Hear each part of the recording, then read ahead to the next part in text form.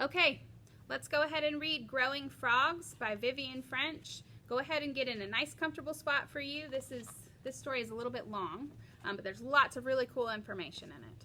All right, this first page says, frogs are in danger, please help. Rules for frog lovers. Don't ever take frog spawn from a pond in the wild. You should only take frog spawn from a man-made pond and only take a little. Always take your frogs back to the pond they came from. Once, when I was little, my mom read me a story about a frog that grew bigger and bigger and bigger. Afterward, Mom asked me if I'd like to watch some real frogs growing. I know where there's a pond with lots of frog eggs in it, she said. We could bring some home. I was frightened. I don't want any frogs jumping around, getting bigger and bigger and bigger, I said, but Mom gave me a hug.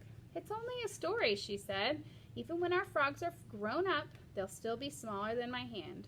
Oh, I said, okay. The next day, we went to look at the pond. The water was dark brown, and there was gray jelly stuff floating on the top. Yuck, I said. There's the frog spawn, said Mom, and she pointed to the gray jelly stuff. I bet that was laid last Friday night. The frogs were croaking so loudly, I couldn't get to sleep. Male frogs croak to attract female frogs for mating. You see the little black dot in the middle of each jelly shell, said Mom? That's going to grow into a tadpole. Where are the frogs? I asked. Tadpoles grow into frogs, she said. Little ones, no giant frogs here. Mom put some pondweed and some stones into a bag. She filled the bucket with pond water. Then I scooped a little of the frog spawn into it. Always use pond water for growing frogs at home. Tap water has chemicals like fluoride in it that might poison the frogs. Let's get a good look here. When we got home, we put everything into a big fish tank in the kitchen. The cat kept peering at it, so we had to put a wire net over the top. I counted 27 little black dots. Each dot was inside its own jelly shell.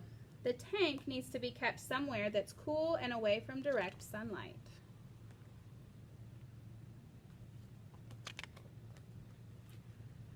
Every day when I woke up, I went straight downstairs to look at the frog spawn. The little dots grew into bigger dots, and then into tiny curls. In a tank, eggs hatch into tadpoles about 10 days after they are laid. One morning, I saw the first tadpole wriggling out of its shell.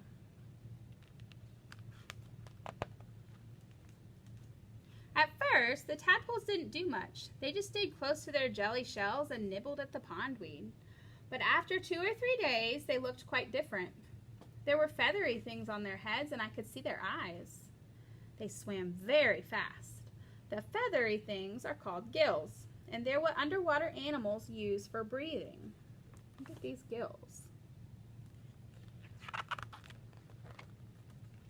10 of the eggs didn't ever hatch. The black dots went dull and cloudy, and Mom took them away.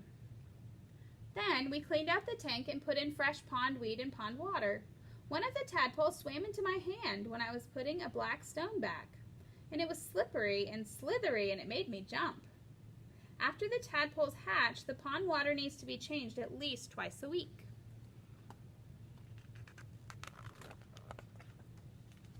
After a while, I got used to having tadpoles, and I didn't look at them so often. When Mom told me their feathery things had disappeared, I didn't believe her, but it was true. Look at this tadpole. Tadpoles have gills on the outside of their bodies at first. Then they grow gills on the inside of their bodies, and the outside ones disappear. I was the one who saw the next change, though. Look! I shouted, and Mom rushed to see. Some of the tadpoles had grown 2 little bumps. Mom said the bumps would grow into back legs.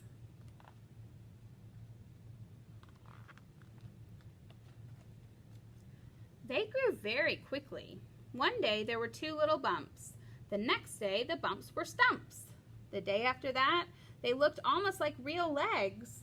And when the feet unfolded, they were webbed like tiny brownish green fans.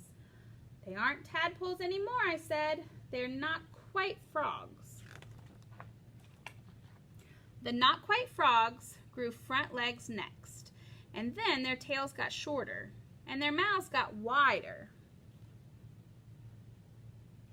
Now they're frogs, Mom said. Baby ones.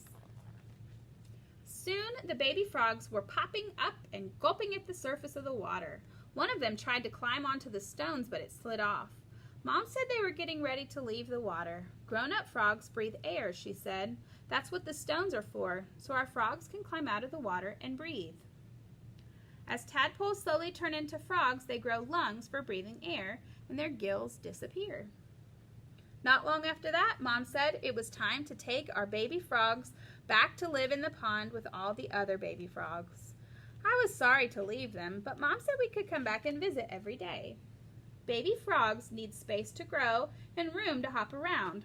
Grown-up frogs live most of their lives on land, returning to their ponds only to breed. One rainy morning, a week later, Mom woke me up very early. Hurry, she said, and we ran downstairs and out to the pond. There were hundreds of tiny frogs hopping over the grass. They're looking for dark, wet places to live, Mom said, but they won't go far, and in a couple of years they'll be back to lay frog spawn of their own. Will they be bigger then, I asked. Just a little, said Mom. Good, I said. I like having frogs jumping around, getting bigger and bigger and bigger. The end. That's a lot of changes that a frog goes through, from the time it's a little egg until it's an adult frog.